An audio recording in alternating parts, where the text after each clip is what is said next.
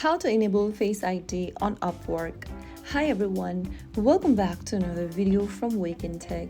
If you're using Upwork application on your iOS and want to protect it with Face ID, firstly open up the Upwork application and sign into your account.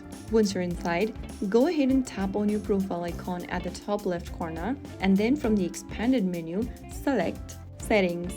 Inside the Settings menu, tap on Password and Security. Now, you'll see the biometric authentication option. Simply toggle on the switch right next to it. You'll then need to enable your Face ID. Tap on the Enable button, and that will scan your Face ID from your iOS. Once enabled, you'll be able to turn on the Face ID or biometrics on Upwork. So that is how it's done. If you found the video helpful, don't forget to like, share, and subscribe to our channel. I will see you again in the next video. Thank you for watching.